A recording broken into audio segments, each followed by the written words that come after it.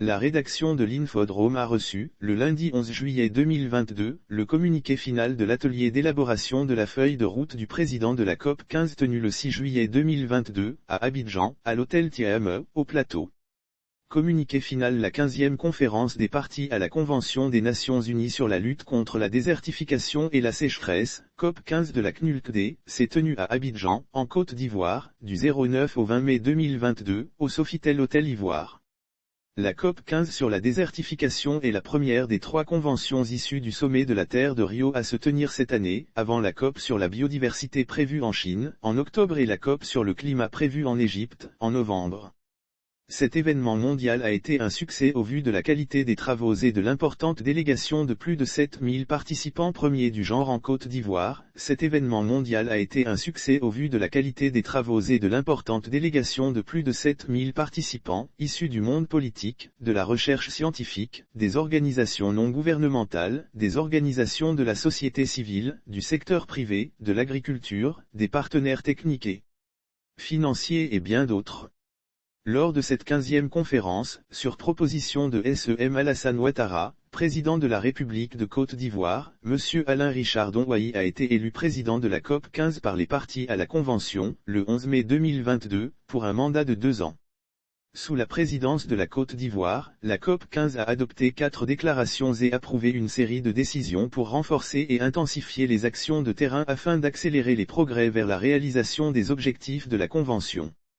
Dans le but d'assurer un suivi efficace et concret de la mise en œuvre de ces décisions, un atelier a été organisé en vue d'élaborer la feuille de route du président de la COP 15, conformément aux attentes des parties à la CNULCD.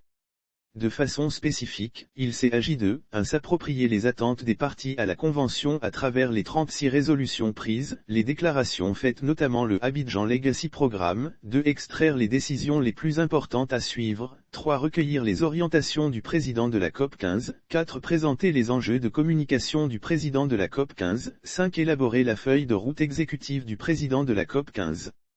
Dirigé par le président de la COP 15, l'atelier a enregistré la participation d'une délégation du PNUD conduite par Madame la représentante résidente, Carole Flores Meretniak, des membres du cabinet du président de la COP 15 ainsi que des experts du domaine de l'environnement.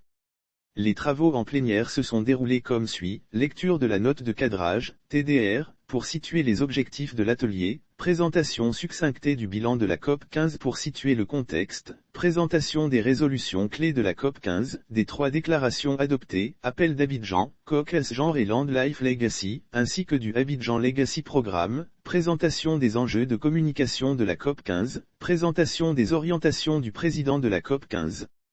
Élaboration de la feuille de route exécutive du président de la COP 15.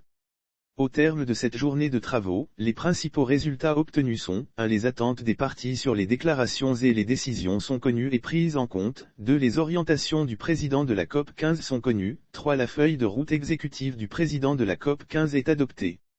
L'atelier d'appropriation de la COP 15 et de définition de la feuille de route de son président a été l'occasion d'échanges constructifs entre les participants. Lire aussi COP 15, Alain Richard Dongoyi aux commandes. Les conclusions de l'atelier contenues dans le présent communiqué final seront présentées à S.E.M. Alassane Ouattara, président de la République de Côte d'Ivoire.